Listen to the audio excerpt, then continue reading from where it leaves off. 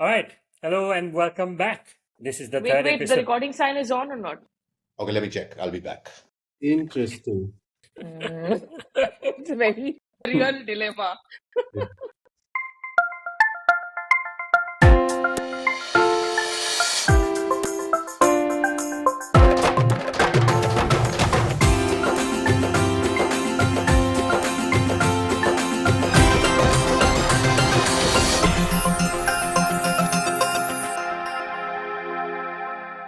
Hello and welcome back. This is the third episode of the India Dialogue.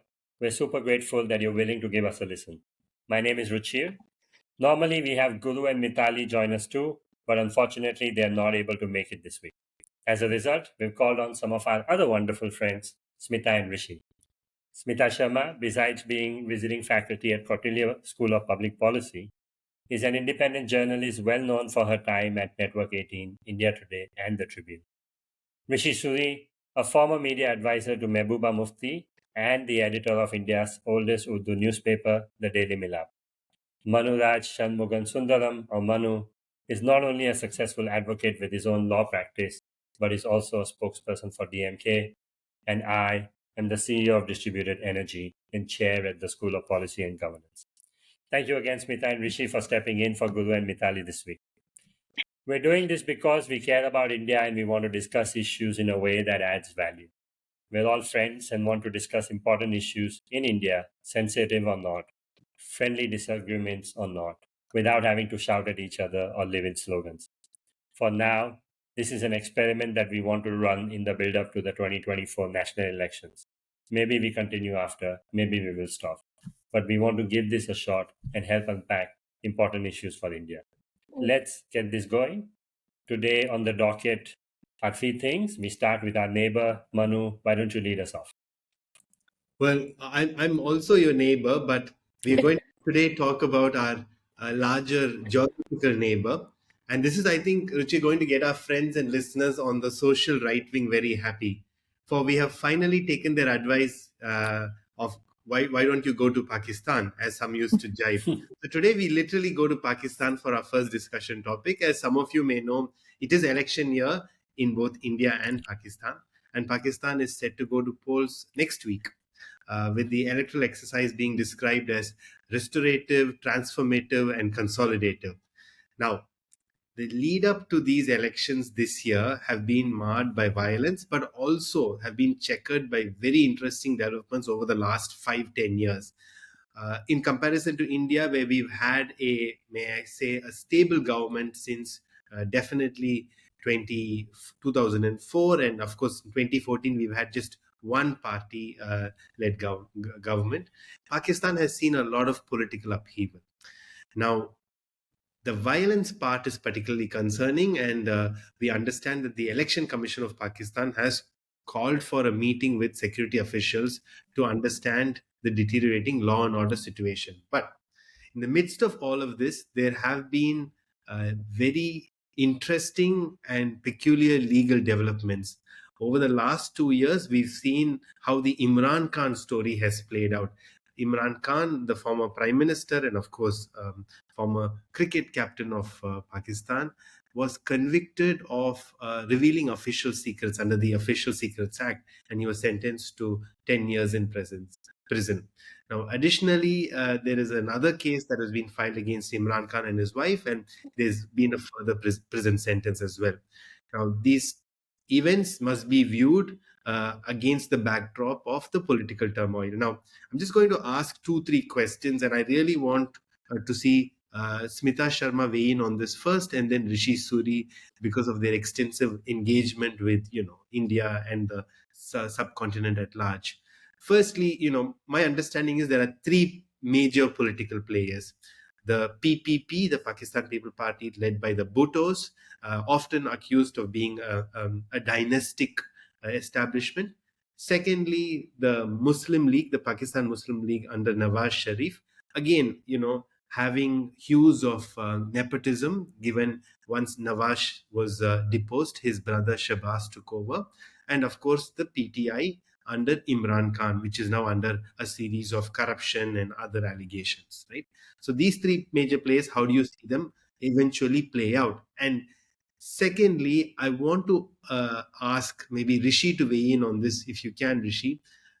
Other than the government, the two major or integral institutions in Pakistan have been the judiciary and the military. I, for once, noted that, back in 2016-17, I think the Supreme Court of Pakistan removed the then incumbent prime minister in the Panama Papers case, which, in India and in many other countries hardly has caused a ripple. But in Pakistan, a sitting prime minister was, sentenced.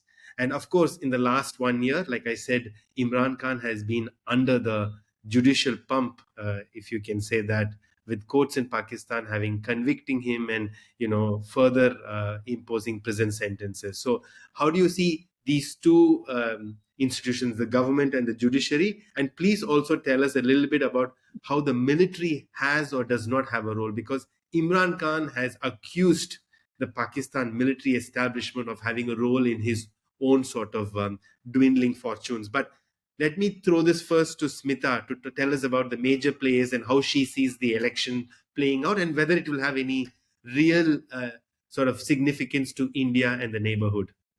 Thanks, Manu, so much. And hi, everyone. So good to see all of you. It's literally all our friends who have been also part of the Australia-India Youth Dialogue. And Manu, you started off with that popular hashtag. Well, let me just warn you that I may actually have to go to Pakistan. I'm just waiting to hear on my visa. I have been to Pakistan several times to report on different stories, including elections in 2013, a track 2 conference in 2019. And if the visa comes through, then I'll be back there again, of course, covering the elections next week. It's scheduled for 8th of February. So by 10th of February, you'll basically get to know as to who's forming the government there. And you mentioned the Panama case, before I forget and come to your question. In fact, there was another case where the Supreme Court made a sitting prime minister. He was punished till the rising of the benches. And I was there, incidentally, in a absolutely packed courtroom. This was with Yusuf Raza Gilani when he was the Prime Minister of Pakistan. So I've traveled, across Pakistan. There are so many interesting stories to tell. Maybe someday some book will come up in some shape.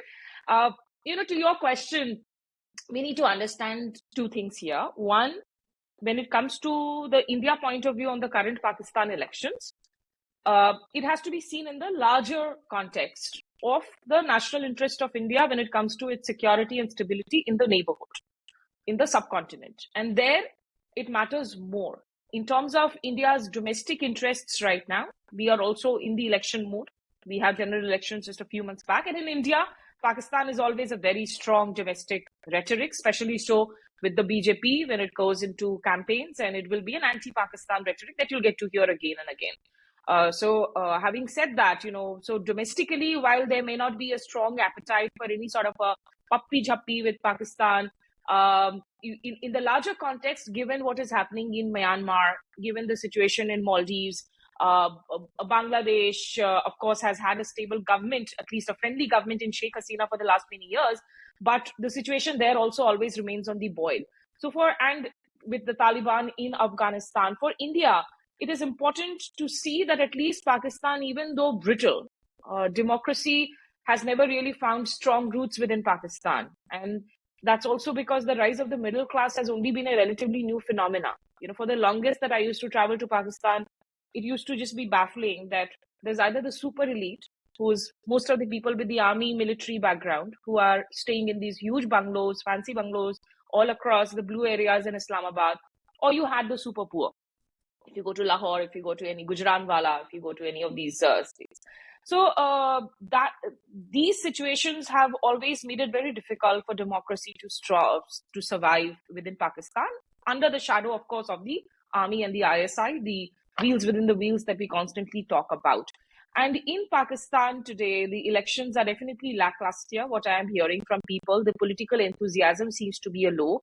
You mentioned the PPP, which is dominant in the Sindh belt, Bilawal Bhutto, but it's being given that when the election results come out, we will see a return of Nawaz Sharif as Prime Minister. Because the tables have turned.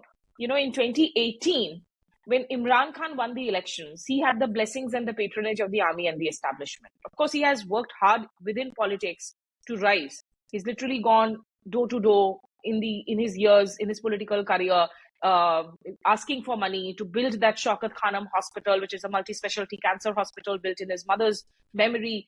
And in 2013, there was a strong wave. I remember when I landed in Pakistan, Imran Khan had just suffered a fall from the stage. So from the airport, we actually ran to the hospital. There were a sea of people who waited for days at a stretch outside for him. He was on the rise. He hadn't won those elections. It was Nawaz Sharif who had won after having come back from, of course, his self-exile and all of that. But Imran Khan, if you see 2018, where when he won, it was this opposition, which is Nawaz Sharif and Bilawal Bhutto Zardari, who were calling him Imi the Dimi, who were calling him a puppet regime, a blue-eyed boy of the military. Today, the tables have turned in a strange way because it's this very establishment that has absolutely ensured that Imran stays now within, behind bars, at least for the longest term. So whether it's a cipher case dealing with national security, whether it's a hugely corruption case, which also indicts his wife and his spiritual guru and mentor, Bushra Bibi, Imran is not going to come out of jail anytime soon. So there is a huge mass sympathy for Imran at the moment, just like it was for Nawaz in 2018. And Nawaz Sharif, who despite the dynasty politics argument against him, for him, one of the strong planks in his career has always been an anti-military note, which he has been, of course, striking, post-Kargil and post-1999. This time, that space has kind of been taken away a little by Imran Khan's army, which is Imran Khan's, the followers, who are very active on social media. They can really give the Indian IT cell a run for their money when it comes to your social media clashes. So UTRs.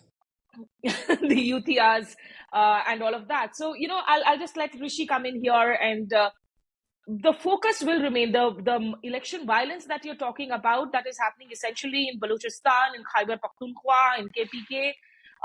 The focus in Pakistan elections will remain on Punjab, which is the largest province from where your mullahs, your mujahids, your army walas, all of them have their roots in. 141 out of almost 240, in fact, 260 odd general seats up for grab, even in the provincial elections that we are talking about. So what we need to prepare for is that there will be a return of Nawaz Sharif with maybe some comfortable numbers or maybe with some broken numbers, but not a Nawaz Sharif who will be given a complete run.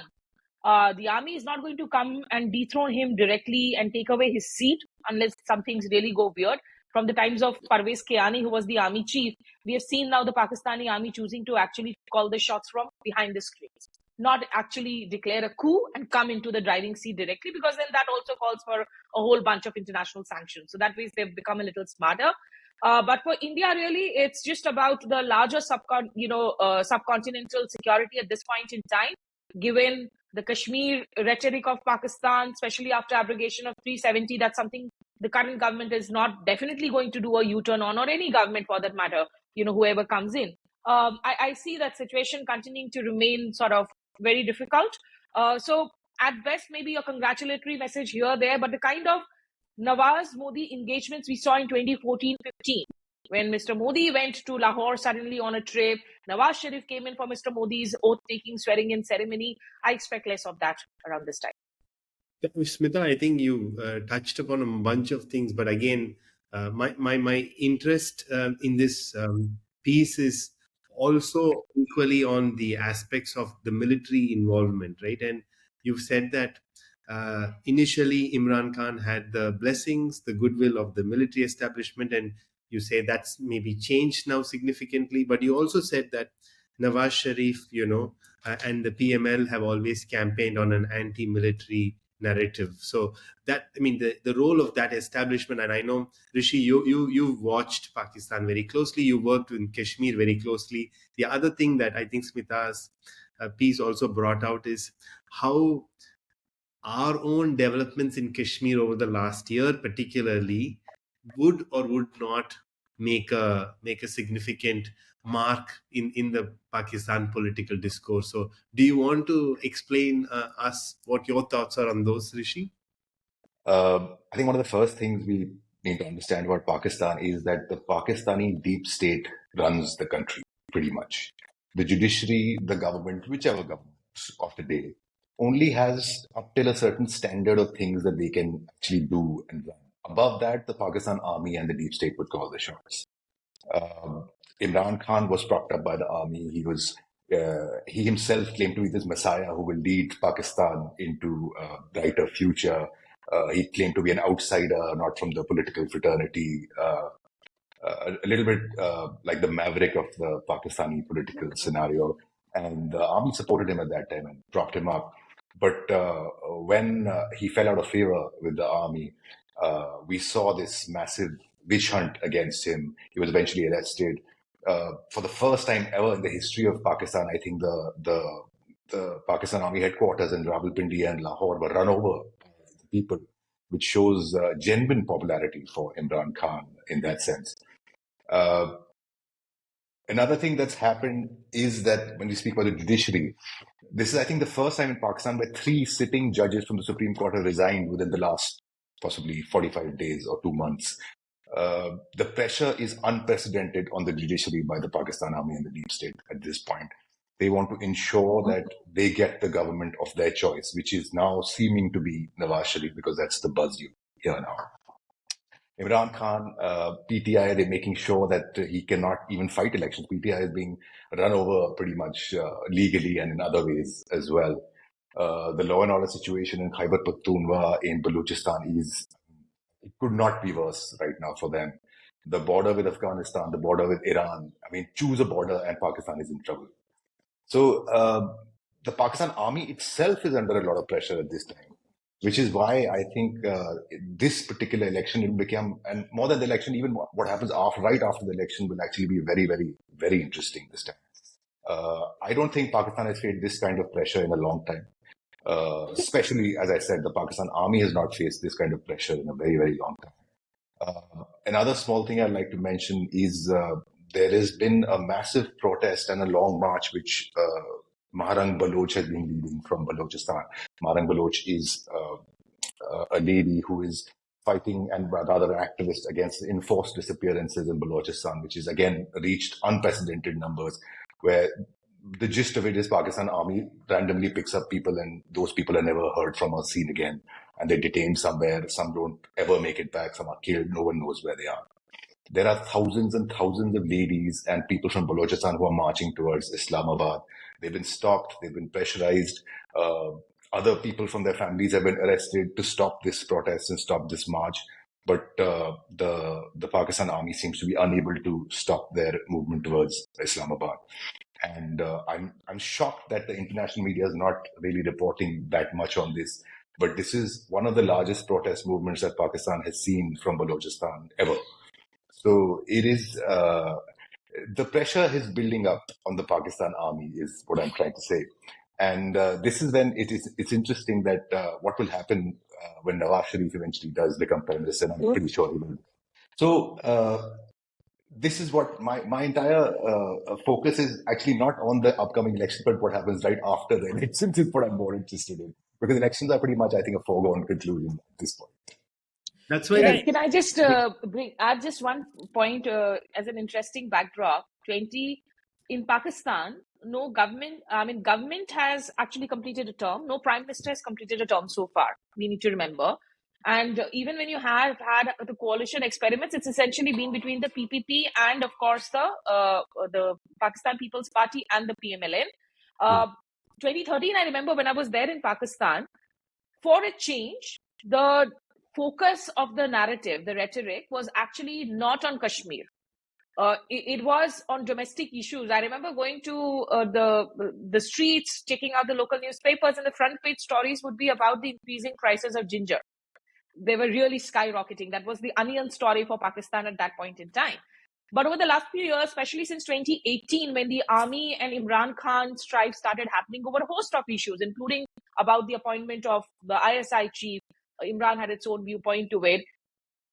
In Pakistan elections, there is always that larger undercurrent of the national security narrative is there, but the domestic narrative also does. And if you look at all the Pakistani reactions that come in today in social media, post-Chandrayaan, some of India's biggest successes, World Cup stories, you do realize that the Pakistani society in general, the kind of 100% bhakti to army, that has been eroded over the years. Whether we like it or not, whether we accept it or not, but there are people who actually question their army, their establishment, whether it's sections of media, large sections of society. You'll find hilarious memes of people coming out there on the streets and talking about the India story, comparing it to Pakistan. You are talking about launching a satellite on moon, but we are living in darkness and our entire surface is like the moon. So things like that. So that's something that Indian people do need to realize, that all said and done within Pakistan, there is a large section that does question their military establishment. And it's not 100% completely blindfolded. Of course, the Pakistan army will continue to use India as a glue, for its narrative, India as that enemy nation, as a threat. But the ceasefire that happened between India and Pakistan suddenly in Imran Khan's regime, which was the revival of the ceasefire, that has really helped India. And we have not read much as Indians, as stakeholders, as to what transpired for Pakistan to agree to that ceasefire, which helped India actually focus on the other border with China. The backstory is not clear to anybody of what transpired. We need to understand the significance of that ceasefire, and we can only hope that there is a sensible government that continues to be in power in Pakistan that at least tries and lessen our security burdens, at least on one front, to the little extent possible. You said that there's some interesting and very funny memes. What it also does show to me is the sense of humor amongst the society that's prevailing within society. They can be good sports and make fun of themselves, which is always great. And Rishi, I think the reason we wanted you and Smita on this is not only because you have deep insights, but you also think beyond the elections and give us that long-term view. But Ruchir, give us a longer term view here, because you are the guy who thinks down generations when I'm thinking about the next weekend. Two points though specifically. We've not addressed the Bhuttos, and there's a lot of, I think both Rishi and Smita spoke about Imran Khan, Nawaz Sharif, but Bilawal Bhutto, this foreign educated third or fourth generation politician, definitely, and obviously the former, he was the foreign minister of Pakistan. So tell us what you think of, having this sort of new young blood come into politics, though it's really sort of from a long history of politicians. And also, do you see, notwithstanding what we've heard today or in the recent past, a future Pakistan political discourse where a person campaigning to be prime minister says, I want to build good relations with India, I want to develop peace, I want to develop trade and cooperation with our largest economic neighbor? Do you see that? Manu, I actually had more questions for Rishi and Smita, but I will very quickly answer these two. One, I think Bilawal has the same issue that nepotism in our country does, which is that both finances of the party have transferred over to this young man because the family trusts the next generation. And the second part is, in our cultures, the loyalists end up in front of the house of the next generation. So as a result, he's there whether he has a choice or not.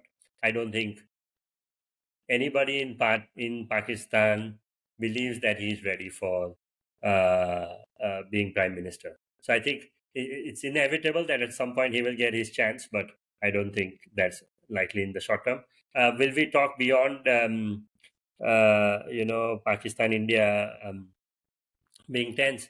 The thing that has become apparent to me in my interactions with various people from Pakistan is a little bit of what Smita said. People see India, especially in the last 10 to 15 years, as way further along than where Pakistan is. And I think there is a bit of we need stability and peace here because we can't live without power or with incredible inflation. I think the currency dropped more than 60% this year. So people are upset that the neighbor is doing so well, and they actually believe that they're starting to see that they're not in the same league, and they would rather that they get a stable government for a long time. But I have two questions, if I may, and maybe quick answers because we want to move on to the next segment too. Do either of you have a view on the Iran conflict with Pakistan? Is that US as a proxy, or is that something more serious? And the second thing I wanted to ask you was, how do you think about the independents running, there is this word around they will coalesce to make PTI the winner. Do you think there is any chance, or it's just not organized enough? Not organized enough at the moment, I would say, because you do need of course, this is one election where you have the highest number of candidates ever, if I'm not mistaken. So that's an interesting thing about it. PTI actually has had a lot of people who have joined them from PPP. It's like if you look at the BJP today, there are a lot of young Turks who have come in from the Congress. So there is a lot of PPP blood that has come into PTI, people who wanted to go out against nepotism, against dynasty politics, but strike out that conversation around corruption. And I would say they're more coalesced right now on social media. On ground, it's very difficult with the amount of cases that have been piled up against a whole lot of PTI workers. The top, in fact, brass literally is either behind bars, or people like a Shireen Mazari or a Fawad Chaudhry quitting politics. And, these are all the people who were with Imran Khan, of course, in the initial years. Shah Mahmood Qureshi, the former foreign minister, he too is behind bars under very serious charges along with Imran Khan. And before I think let Rishi talk about the Iran-Pakistan issue, just one quick reminder. When we talk about India-Pakistan, while we constantly talk about the political strategy part of it, and this is particular interest to Ruchir, I'm sure, what we don't realize is that with the South Asian story kind of dead, or the SARC story in the coal bunker, there is a lot to also learn about and cooperate, hopefully, in some point in future on the climate crisis, because these are two countries in the subcontinent which are being flooded, which are going through the sudden burst of Tidde attack that comes and completely destroys your agricultural output, the farmlands and all. So hopefully there can be some leadership at some point which will be willing to look beyond politics and talk about the issues that is actually of a very interlinked issue. No snowfall happenings, delayed snowfall patterns affecting the rivers, the water crisis. These are issues we need to talk about at some point in time. Last word to Rishi, and then to move on to the next topic, because I believe that's closer to home and closer to our political hearts as well. So, Rishi, you want the last word on Pakistan? Yes, I'll just answer Ruchi's question, and I think we can move on. The terrorist base of Jaish al-Adl, which has been very active in Iran, and they were in Balochistan on the Pakistan side. And to my understanding, Iran gave multiple warnings to Pakistan. Even the last two bomb blasts that have happened in Iran, apparently they had some involvement of that particular organization, which is why they struck. Pakistan, of course, struck back. But the story is that at least the Iranian government says that the people who were killed in Pakistan's retaliatory strike were not Iranians. So, but I think for Pakistan's sake, I think they'll be glad that has pretty much died down and things are now back to, well, whatever little normalcy there is on that border, and it's not been escalated to a war. So. But again, as I said, this quickest story of a missile strike followed by reconciliation and lovey-dovey relationship again. It looks like a fixed match also to some extent, or which Iran knew that we can take a risk here. The brotherly love will come back. They've had a volatile relationship over decades, but this time it looked a bit serious just for a moment. And also this, I mean, just to conclude, this adds to my point that the Pakistan army has never been under so much of pressure that they are right now. So it'll be very interesting to see what happens in the future. Rishi, take it away. Next topic is all yours. And so let's move closer to home now. We transition to the infamous now ED. So the ED, the Enforcement Directorate, is a multidisciplinary organization under the Department of Revenue of the Ministry of Finance in India. It was established to enforce economic laws and combat economic crimes such as money laundering, foreign exchange violations, and hawala transactions. The most recent case, well, ongoing as a matter of fact, is the ED case against Hemant Soren, the former Chief Minister of Jharkhand, who has been arrested by the ED in connection with the money laundering case relating to illegal land parcels that he holds within the state. And another thing we can actually mention is that the ED is also has an ongoing case against Arvind Kejriwal, who is the Delhi Chief Minister, and he has just skipped his fifth summons.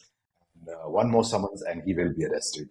And I go out on a limb here to say that he will be arrested before the general elections. Now, the agency has faced criticism and allegations of being used for political reasons. raising concerns about its credibility and impartiality. And it'll be interesting to hear everyone's thoughts on this. But just before I turn it over to Manu, Ruchir, and Smita, I'd be very interested to hear your thoughts, all of your thoughts on this. There's one way to look at it is the current ongoing cases. We say the BJP is very effectively using the ED as a tool because the elections are coming up. But what is interesting is that every subsequent government is using ED more and more. It's not like BJP is the first government to ever do this. A lot of governments have done this earlier. State governments do it with different agencies. Central government do it with different agencies across political parties. So how do we strengthen our institutions is, I think, the larger question here, so that no government can actually use them for their political gains. And also, I'd be interested to hear everyone's thoughts on is there fire without smoke? So, I mean, is there a case there actually? And people have, of course, defeated the ED legally. People have enough skeletons in their closets, as we know politically here. So I think let's probably start with Smita. If you can come in and tell us a little bit about the ongoing Hemant Soren case, then also probably touch on the Arvind Kejriwal case as well. And also then, Manu, I'd be interested to hear your thoughts upon how to strengthen institutions in the larger context. I think I thought you would go straight away to Manu because he's our man here to talk about all things political right now. You notice I've kept the politics out of Manu's domain. That's not fair. I'm here to hear Manu the politician. Look, I mean, for me, Rishi, there are two things about this. A, it increasingly does look like, because I think there was a survey recently, I don't know who did the survey, which said that 96% of the current overall cases which have been filed by the Enforcement Directorate are against opposition leaders. That's a staggering number. And the second thing is, if you look at the ED conviction rates, they are a minimal percentage. Of a 5,000 cases, if you are looking at a conviction in less than 100, 150 cases, but you have a case which is going on against politicians in an election season, which then aids witch hunting. It creates a situation where I think even if a person is genuinely corrupt, they can use this to say that, look, I am being witch hunted. I have nothing against going after people who have cases of corruption. I mean, here there's a land for scam case.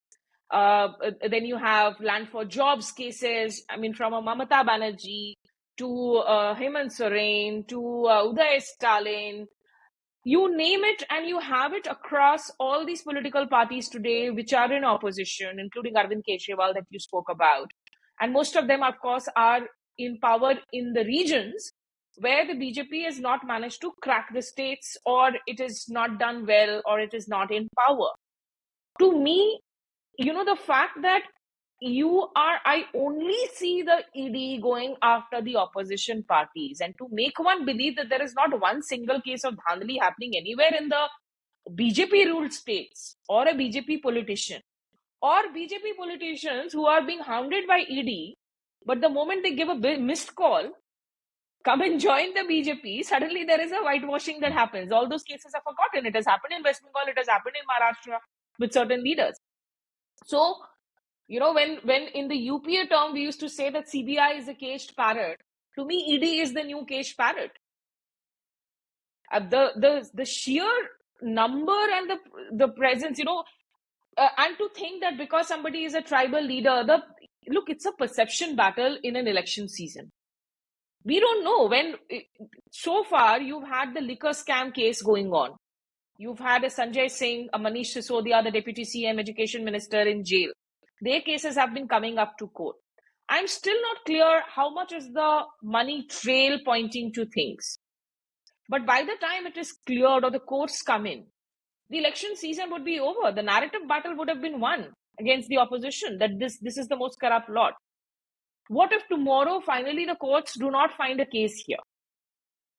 Maybe the thing that you asked Manu, and Manu, of course, as a lawyer, will be able to explain, because there have been suggestions to the effect of a cap in terms of, in the last 1 year or so, the kind of political cases to be filed, to either to speeden up those hearings, those trials, or there should be like a cap of sorts where, in the election season, maybe, should the bail process at least be working faster? I mean, the judiciary also has a lot to answer for here, simply because the differences in the speed with which it operates on a case that looks which is aligned to the ruling party, and in cases which are not, which are from the opposition camp or the critiques camp.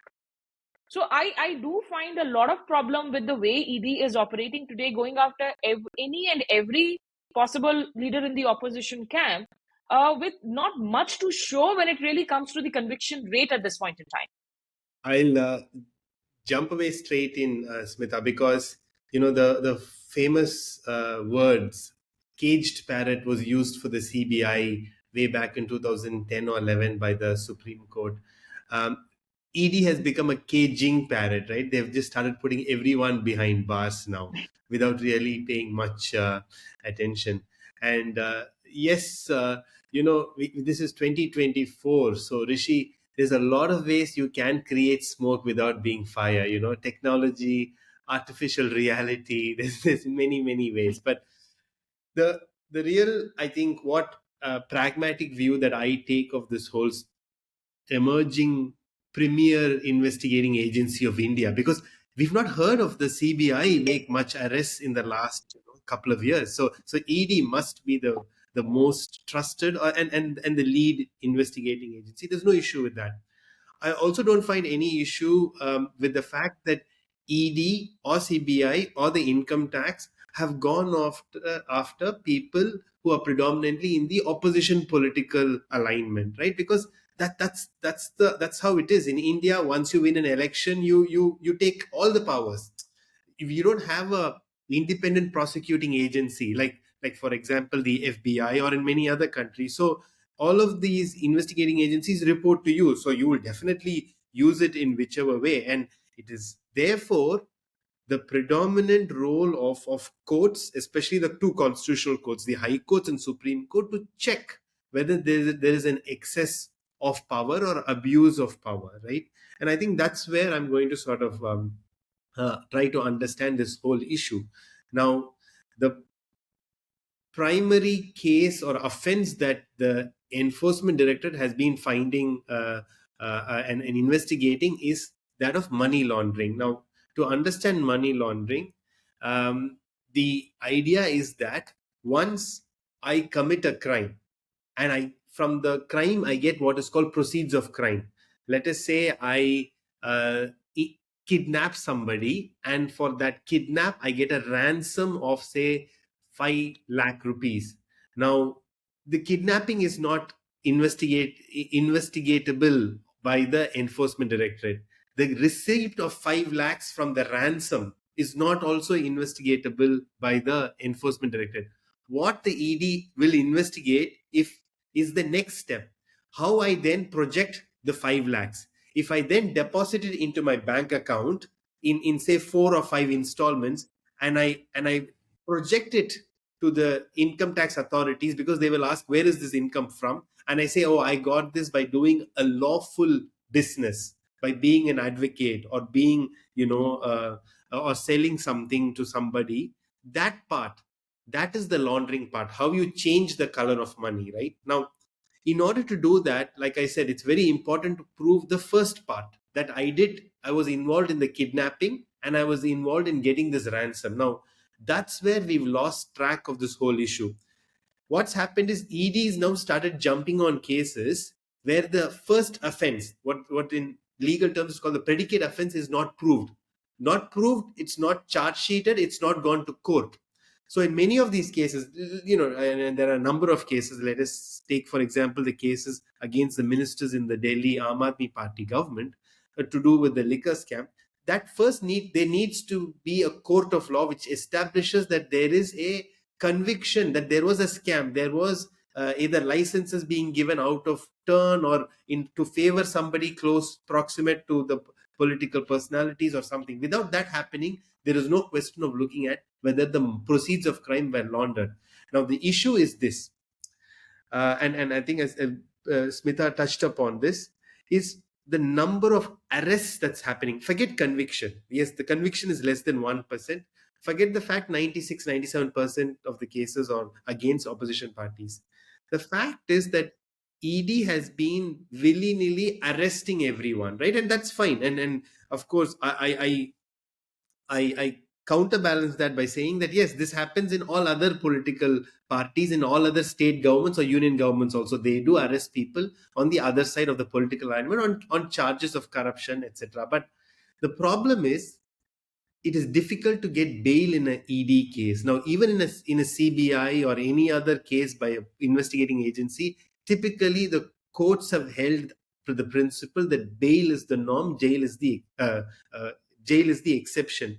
However, in ED, there's a section 45 of the Money Laundering Act, which makes it difficult to get bail. It says that to give bail to a person who's arrested by ED, the court must be satisfied that the person was not guilty of the offense. Now, this threshold of bail is much higher in money laundering cases, which is why I think ED has reworked or been reassigned this role of arresting people, hardly taking them to trial. Now, yes, we must take a strong stance, as irrespective of political partisanship or allegiances, that corruption has no role to play in our public discourse. So therefore, people who have been alleged corruption, then there must be a proper investigation, but the cases must go to court. Trial must be sped up.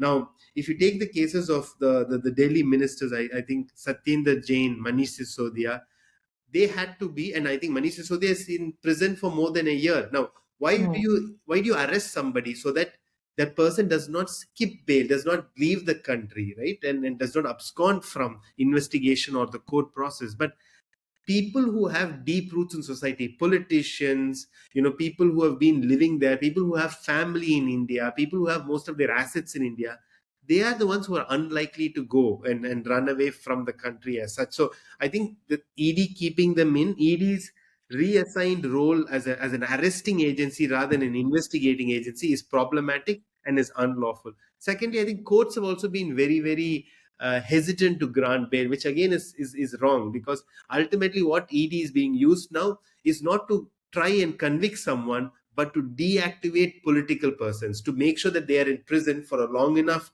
time that either they switch over to the party or they, or they are essentially deactivated from the political discourse, that, they don't have a role. And I think that's what we've seen. And of course, with the arrest of Mr. Hemant Soren, with the potential, looming arrest of Arvind Kejriwal, this is serious, right? You're now going into places where sitting chief ministers are being arrested. Having said that, should they not be arrested? No, there's no bar in law that you cannot arrest a sitting minister or a sitting, judge or president or prime minister. There's no bar in law. But then it is the way it's being done, right? In the fact that it's being done to sort of make sure that they're pulled out of the political arena and close to the elections for sure.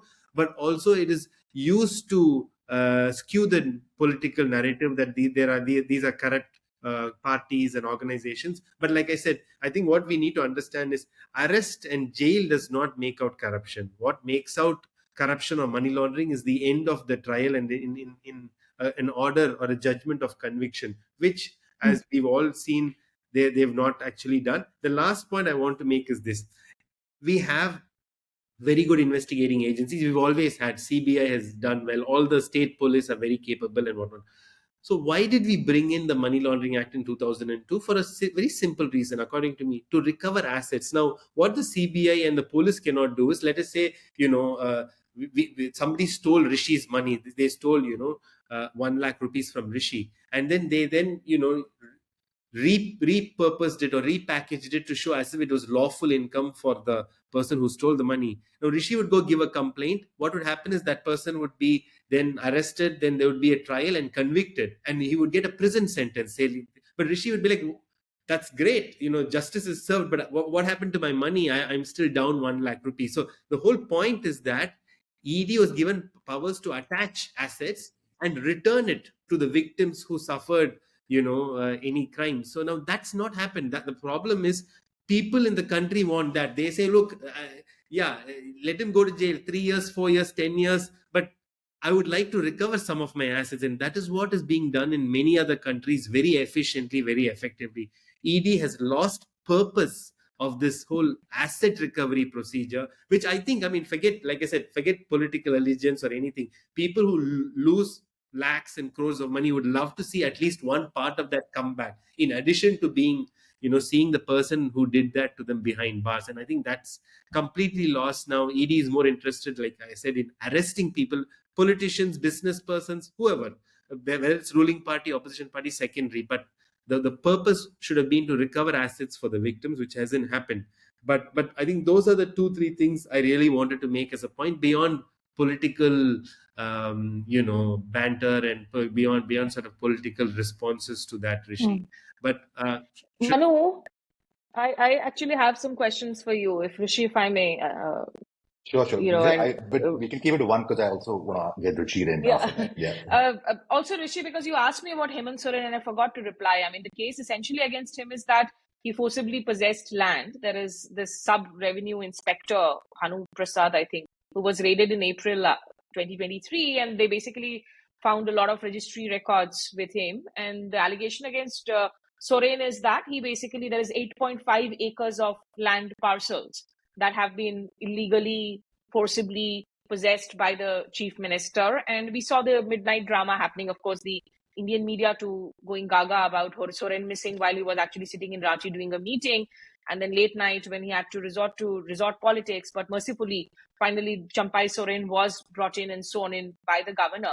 There also we saw the delay. In a Nitish Kumar switching sides, the swearing in happens immediately. In a Champai Soren, who was tasked, of course, by Hemant Soren to take over, another leader of the Jharkhand Mukti Morcha and a tribal leader from Saraikela, you saw that, that nervous delay, whether the governor would swear him in or not, or whether there would be a breakaway of the MLAs, the kind of trading that happens.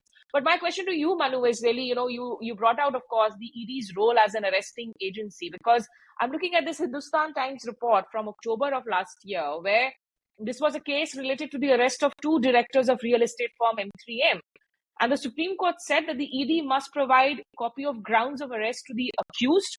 Also, that failing to respond to agency's questions or for a mere non-cooperation in response to summons, the Supreme Court has held, adding it is not legitimate for the Federal Anti-Money Laundering Agency to expect an admission of guilt from a person called for interrogation. So when the Supreme Court has said this, if the ED is sending out multiple summons, say for instance to a Hemant Soren or to a Arvind Kejriwal, does it fall within that bracket of the definition that this is non-cooperation? But even if it's non-cooperation, you cannot see this as an admission of guilt, really. Non-appearance before an agency can be construed as non-cooperation, right? Because the agency wants to investigate, they want to call you, they want to get some questions clarified or answers solicited from you. So you should go. That's the general understanding. But how ED or any investigating agencies interprets non-cooperation is very problematic, right? If you don't give them the answers they want, then they say they're not cooperating, right? Essentially, they will say... Especially in this case, because Supreme Court is saying that don't consider it as non-admission of guilt, and a lower trial court also has to look at the validity of the arrest basis. Correct. That's what the Supreme Court has said. But equally, the Supreme Court has also endorsed the arrest of many other leaders for even after they've turned up, cooperated. And in the case of a leader from a minister from Tamil Nadu, when grounds of arrest were not served upon on him, we argued this exact point. It went all the way to the Supreme Court, but it was not considered. So there are slightly differing standards, in terms of, and also how grounds of arrest should be supplied, whether orally or written or acknowledged, so on. Because the ED said, well, when we try to show the grounds of arrest to the person said, I will not sign, I will not receive it. So these are all areas which are very problematic. Of course, in that case, they showed the person grounds of arrest at 1 a.m. So again, the question was, why do you have to, where is this person going to run away, a sitting minister, that you have to sort of take them in at 1 a.m., midnight, and so on, right? It just creates unnecessary sort of panic in that area. But like I said, these are sort of very tricky or unclear areas where the Supreme Court is yet to sort of lay down the law very clearly. And that is why there was a famous case, Vijay Madanlal Chaudhary, which was decided by a 3-judge bench 2 years ago in 2022, which came up for review by a larger bench in November, December, but then one of the judges had to retire, so they could not hear it. So the whole idea is that we want some of these aspects as lawyers clarified. Of course, I'm sure the ED would also like it clarified, because there is a lot of doubt now. There's multiple interpretations of essentially what you've said, Smita. Now that we've heard thoughts from Manu and Smita, to me, again, the question of strengthening institutions is still unanswered, and how do we do that? And unfortunately, whenever any political party is in power, they refuse to do anything about it. When they're in the opposition, they all demand this reform. So, and if you really further zoom out of the ED issue, you realize that why are there skeletons in so many politicians' closets? Because there's money involved. Our elections are perhaps the biggest financial scam the country sees every few years. An MP is allowed to spend 95 lakhs. I mean, obviously, these amounts are surpassed many, many, many times in every election. So until genuine electoral reform happens, we cannot expect this money, this corruption to go away. And hence, these agencies will be used by any government, any sitting government. So what are your thoughts on how to do that, and what is the tie-in between ED and electoral reform?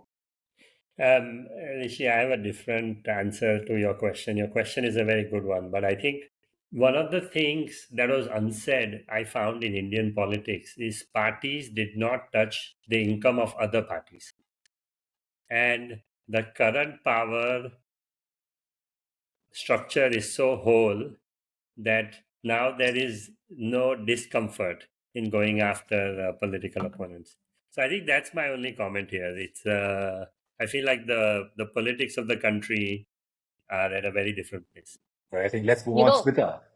Yeah, yesterday, just to wrap this up with an anecdote, yesterday I was going to meet a friend of mine, and the traffic had absolutely gone haywire on Delhi streets. Took me an hour and a half to reach from my place to the famous or the notorious Khan Market, which usually should take 20-25 minutes. It took me an hour and a half. So this friend of mine who was stuck on this traffic stretch in Shantipat, and he looked up the news, and the driver said, "Ki kyun itni jam ho rahi hai?" So he said, because the Aam Aadmi Party was protesting against the BJP. Now the BJP is protesting against the Aam Aadmi Party. To which the driver replied, "Chor chor ko chor bol raha hai." So, it's like that's the people's sort of acceptance that in India, corruption is a given. And I actually think that maybe corruption should just be institutionalized like the Chinese, that till 40% cut is allowed, but make sure you deliver in that cut, because we've reached that stage now. It's just so entrenched in different ways. But that takes us actually to the next interesting story, because from corruption also arises the very fact of political opportunism. And there should be an entire theory of political opportunism written about the character that we're going to discuss next, because he has now transformed into a verb. We now say that you've been Nitished, as the memes were going around, or you've been ditched. Somebody joked saying that perhaps, the U-turns across national highways need to be named as Nitish, because... So we have seen Nitish Kumar, the Chief Minister of Bihar, basically pull the rug from under his own government to again become the Chief Minister. And that's how he made into the headlines. He has left the Mahagathbandhan, the India Alliance, just at a time, the India Alliance led by, of course, and you have Congress also going on with the Bharat Jodo Nyaya Yatra. So every time Bharat Jodo Nyaya Yatra led by Rahul Gandhi is entering some state, you are seeing some sort of a mess problem propping up there. And Nitish Kumar went back to the National Democratic Alliance. This is basically his third stint now with the NDA. He has taken oath for the 9th time as Chief Minister. He has switched alliances across the political spectrum. And his decision, he says, is basically led by political upheaval in the state, and that the government was not performing. We have seen mixed reactions to his return. But actually, let me start by asking, in fact, Ruchir about this question, and then come back to Manu and to Rishi.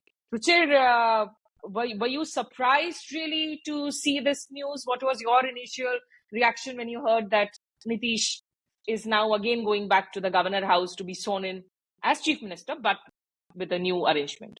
I'm not zoomed into the state politics of Nitish, so I didn't know what to expect either way. The thing I think which is amazing in our country is people can get away with this, as in the fact that you get elected with a certain party and then you can switch anytime. I mean, I know that parliamentary democracy is meant to be truly representative, but how do we actually represent a voice properly when people have said, "Hey, I want you to support this agenda," and then you flip? There's a famous, um, actually, the story is not famous, but when it was inevitable that Karnataka elections, Congress was going to win, someone who was running said, "Oh, now we have to plan for where do we go away to plan the government such that nobody knows where we are," because they were worried that BJP will come in and try to swoop in some of the people to form government. So it's incredible that that is possible, and I think we should be thinking about ramifications around. Um, like people switching sides, because ultimately today especially the original idea of representative democracy doesn't hold, in that it's no longer that individual is truly a representative of that electorate. Now most people are running in parties, so we should have some sort of a penalty for doing this. That's just my view. I'll take that to Manu, but before that, Rishi, I want to come to you, because I'm also, I would like to draw the attention of the viewers, listeners to this article. Sankarshan Thakur is a senior journalist, currently the editor for Telegraph. And I think he really reads the pulse of Bihar very well. He has authored books on both Nitish Kumar, Lalu Prasad Yadav. And there was an article in 2017, which he headlined as "I, Promiscuous Power and the Improbable Amorality of Nitish Kumar," which also reminds us, for many of the younger generations, that actually Nitish started off with alliances with the CPIML, which is to the extreme left, moved on to the BJP, kept switching and seducing the Congress and the BJP, of course, with its leanings and backings with the RSS and its close ideologue. So how do you really define Nitish Kumar's ideology in a current scenario where you're seeing elections being fought in ideological battles and prisms, Rishi? So I think if you look at it from Nitish's perspective, it's very clear. At least what he says is that he wants to work for the people regardless of the alliance he's in, and he wants to serve the people, is what he says. The other side of it, obviously, he wants to stay in power. But it's I the people, not we the people, it looks like. So, I mean, as I said, his perspective, our perspective. But it's interesting. I mean, for me, the most surprising part was that people are actually surprised that he switched again. Like, I would expect him to switch again in a few years. Like, I have no doubt about that. But, the other side of this, which few people are talking about, is that he does still win a substantial number of vote share and a substantial number of seats to actually stay in government and remain chief minister. So clearly he's one of the most popular leaders in Bihar. You can say obviously his vote share has diminished over the years, but still he is one of the biggest players there. So it's interesting on how he actually, and this perhaps someone should do a study on how he convinces his voters that he keeps switching, and yet they somehow continue to vote for him, at least his core voter base in that sense. So this is what I think is very, very interesting, and which is, I think, really the amazing part about Indian democracy, and on how the charisma of some leaders can actually surpass politics and switching post elections and things like that. But yes, Ruchir, I do agree. And I'll finish with that. I think it's time we have some sort of ruling or some sort of law. I don't know how, but to prevent such things from happening, at least so frequently. So that applies to individual members. So member of parliament or member of legislative assembly. So if you get elected on a ticket, and then on two grounds you can be disqualified, of course, after proceedings conducted by the speaker or the chairman of the house. One is if you disobey a whip or an order of the, which is essentially something that you do within the house, whether you're voting against what the party has asked you to do. Or second is if you give up membership of a party. And again, so of course that is there. But what we are now thinking is, can there be something that will determine the behavior of political alliances, right? So essentially, this happened also in Maharashtra. I think Shiv Sena, as it was then, and BJP contested together. After election, Shiv Sena wholesale at that point of time moved to Congress NCP alliance, right? So that reassignment or realignment, there is nothing to do. So, but I do look at, as a person who's just interested in politics a great deal, I look at this art of political survival of Nitish Kumar. Of course, the results speak for themselves. He has continued to be chief minister for so many years. We've seen him change, rearrange his own political sort of alliances, and I think, is that without repercussions? So far, I'm unable to tell, but based on how he keeps getting uh, one elected back, though he's not, he doesn't have the largest number of MLAs in that assembly, but the fact that he does come back with enough numbers to get into that negotiation table, and secondly, how he does negotiate with the leaderships of the other parties, right? So be it Congress or RJD or the BJP, he has done that very successfully. So one is to partly answer the questions raised by Ruchir and Rishi. Yes, I think people do have some level of acceptance. Maybe they don't see ideological divide as strongly as, let us say, people who are already deeply in the political system see. They say, to sort of roughly sort of rephrase or paraphrase what Smita said about the what the cab driver told her about, or her friend about Aam Aadmi Party, BJP. They see they're all the same, right? So ideologically, whether you're JDU, BJP, Congress, CPI, or RJD, it may not make a great deal of difference. Maybe they're looking for people with results, and the image and brand Nitish is extremely strong still. According to me, it's extremely powerful. So much so, BJP does not mind making him chief minister again, right? That's exactly what it is. And BJP does not mind playing second fiddle to him, knowing very well that it could go either way. It could help them in the upcoming Lok Sabha elections, but it could also weaken their own party, because unless your own party persons become chief ministers and go high up, because at the moment what BJP is happy to do is to be deputy chief minister to a Nitish chief ministership, right? And similarly, BJP seems to be happy to be a deputy chief minister to a Eknath Shinde chief ministership.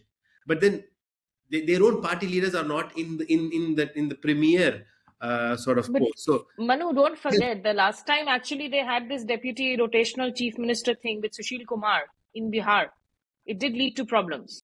So correct. it's not the first time that they're trying it even But within I, Bihar. I think you have to look at it in the federal context. I think the strategic thing is they've broken the India alliance meaningfully because Nitish was one of the stronger faces of that alliance. And I think what this does is like further deepens the lack of alternative. I think no matter what we say about opposition today, the reason why we know BJP will win is because we don't have a clear alternative available to Prime Minister Modi. Think of a scenario where BJP said, no, we won't support you, for example, let us say, and we pull the government down, um, and we hold the Bihar state election along with the Lok Sabha election, right? Right. And again, you have almost a simultaneous election scenario where you have Prime Minister Modi on the top of the ticket, as they say, and then you have your own whoever it is, Sushil Modi, or the two deputy chief ministers now. I can't quickly remember the name, Samarth Chowdhury and another person, who can be your chief ministerial face and who can sort of provide you with that trampoline to build your party and bounce to BJP for the next 10 years. But what I'm trying to say is, maybe the BJP is not very clear that they will get a huge bounce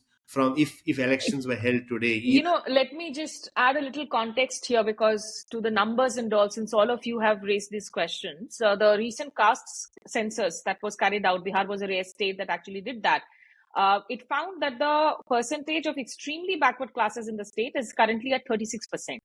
Now, Nitish Kumar's Janata Dal United actually draws strength from this EBC, in his political spectrum of the last 18 years, 18 odd years, or maybe a little bit more. Of these, the Kurmis still maintain their loyalty to Nitish Kumar. The OBC factor still works for him. Nalanda district is his constituency. The EBC factor, we have to realize, is something that is not driven by ideology. It actually is now working on the deliverables when it comes to the social schemes or the money that is coming into their households in Bihar, which is why it's a state where communal issues do not work. Last assembly elections, I remember on the last just day before voting, the RSS put out a big newspaper ad around the cow lynching cases and stuff. It hurt the BJP. They lost a lot of those, in fact, Eastern Bihar, the states. So in Bihar, it is really about caste combinations. And when it comes to caste combinations, the EBCs, I think, while you have had leaders emerge, the Lohiya ke log that we talk about, the OBCs, the SC/ST leaders, within the EBC framework right now, perhaps they need more alternate options that they can bank upon.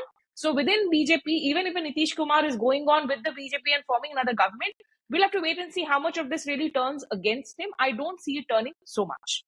I'm going to try and step in and wrap up today with the light segment we started in the last episode, Apne Sunaa Kya.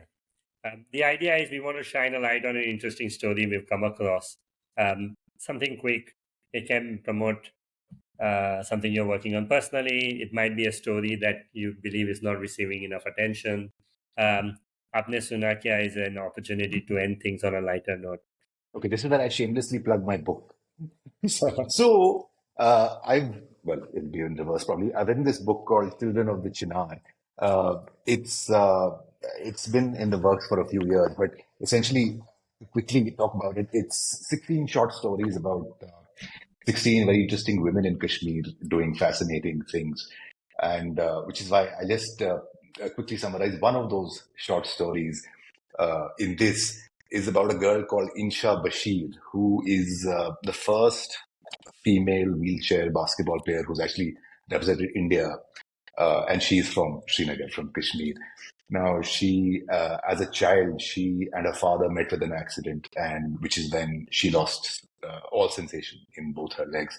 Even her father was injured; he had spinal injuries. Once her father was diagnosed with Parkinson's, she joined a rehabilitation center, which is when she met this person called Javed Ahmed Tak, who works with specially able people in Kashmir. And it is in that rehabilitation center that she actually, for the first time, saw men's wheelchair basketball being played, and which is what inspired her to take up that sport.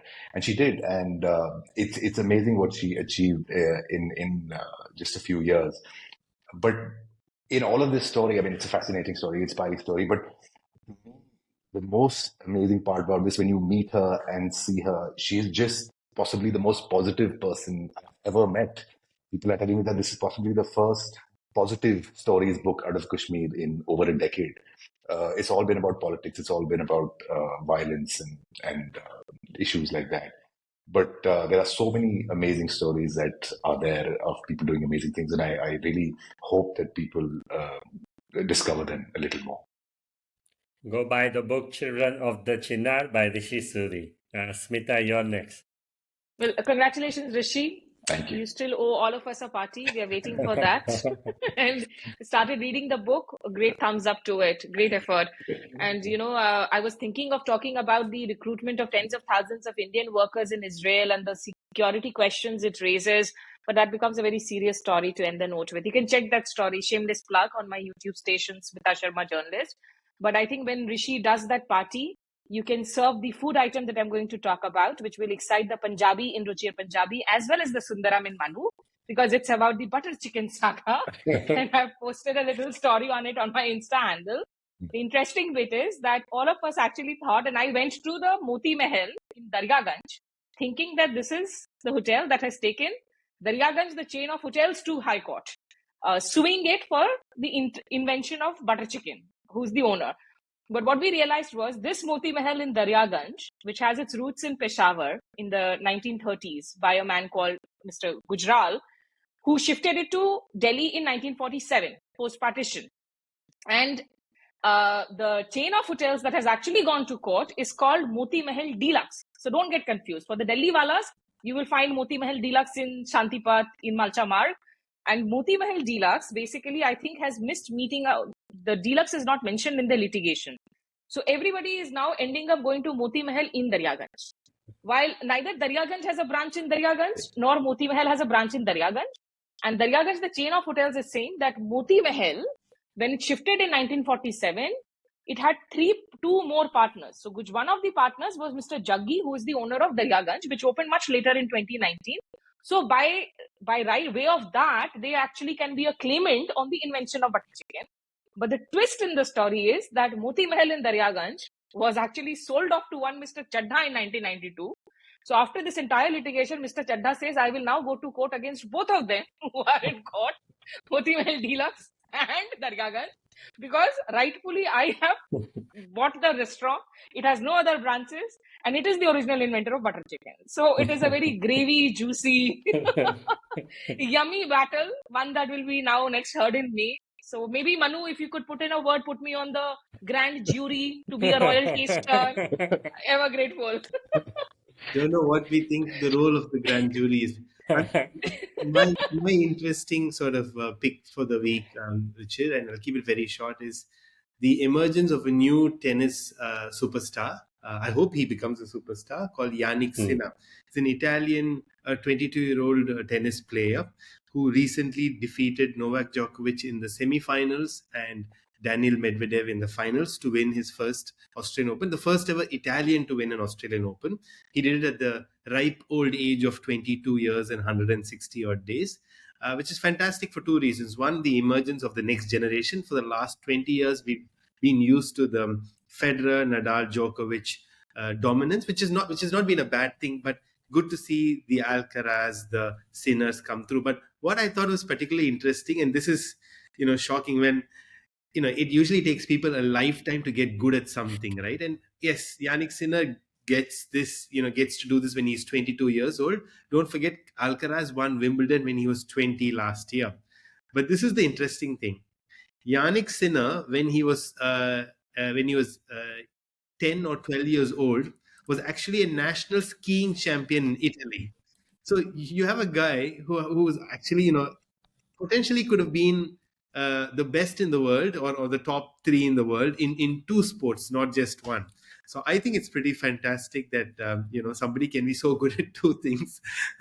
So multitasking to a different level is what I got out of it. Manu, you are also very good too, yeah, both in politics and law, and as a person, of course. My story is also sports, and it's about cricket. Sharma Joseph. If you haven't been keeping up, West Indies drew the series against Australia, the Test series 1-1. And that was because this guy, who until about 5 years ago was living in a 350 people village in Guyana, ends up, and this is an incredible story, ends up moving to a bigger town because a falling tree almost killed him. And to shake things up, he moves to New Amsterdam, where he lives next door to the Guyana national head coach. That starts his cricket journey, and he's been into cricket for a very long time, but suddenly he starts receiving formal coaching, and within a year he makes the national side, and the next thing you know, he is basically the man of the series. It's such an incredible story. I thought sports can be very inspiring. Wow. A village of 315 people is like, what is that to an Indian? I can never figure out. we don't understand that. There you have it. That's the end of the third episode. We'd love to hear your thoughts on how we can do this better, given that we are still learning. I'm sure we have a lot to hear in terms of your feedback. Please email us at indiadialoguepodcast@gmail.com or find any one of us on X. The podcast is at TID_podcast on X.com or India Dialogue Podcast on YouTube. Manu is at Manuraj1983, Rishi at Rishi_Suri, Ruchir at Ruchir_P, and Smita at Smita_Sharma. We look forward to seeing you all again in a week. Thank you for joining us. Thanks, Smita. Thanks, Thank Rishi, you. especially. Thanks, guys. Thank you. Thank you, Great seeing all everyone. of you. Thank you. Bye. See you all.